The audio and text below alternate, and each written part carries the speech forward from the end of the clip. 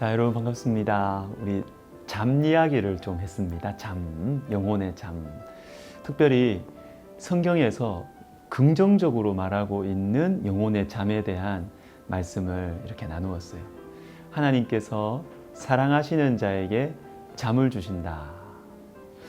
손해보지 않기 위해서 예민한 우리의 마음, 무시당하지 않기 위해서 또 복수하려고 막 예민하게 반응하는 우리의 마음에 주님께서 평안을 주신다라는 것이에요. 또 먹고 살기 위해서 불안하고 피곤한 우리에게 잠을 주신다. 이 말씀입니다. 시편 127편이었죠. 너희가 일찍이 일어나고 늦게 누우며 수고의 떡을 먹음이 헛되도다. 그러므로 여호와께서 그의 사랑하시는 자에게는 잠을 주시는도다. 여러분 시편 3편에 이 잠, 영혼의 잠을 잘 자고 있는 사람이 나옵니다. 다윗인데 아들이니 압살롬에게 쫓기고 있는데도 잠을 잘 잡니다. 왜 잘 잘 수 있었을까요?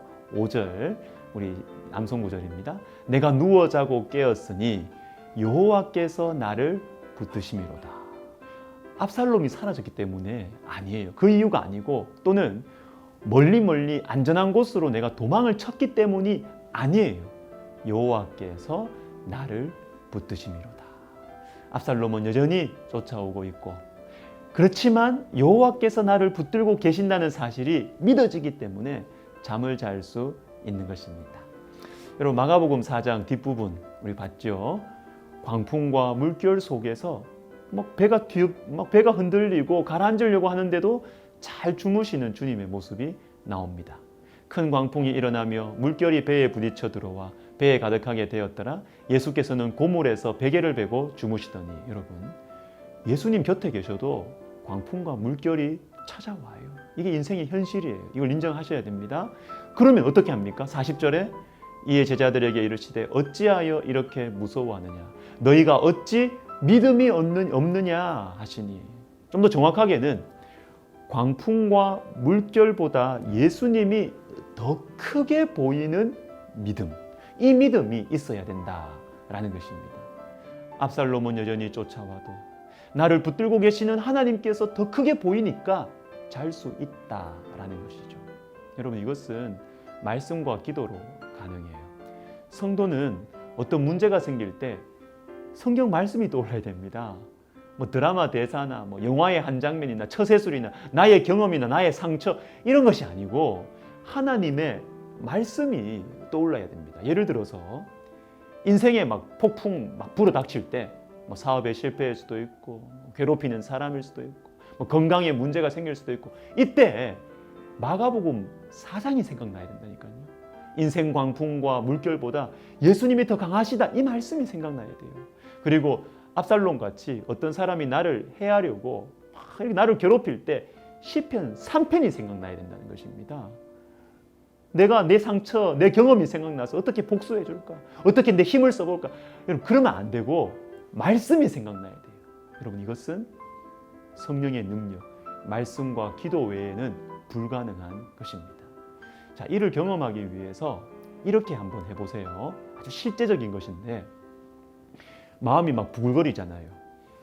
마음이 힘들어지잖아요. 근데 요 마음을 그대로 가지고 성경 말씀을 묵상해 보십시오. 그대로 가지고 그냥 이 마음이 좀 잠잠해졌을 때 성경 볼까? 성경 볼 마음이 안 든다.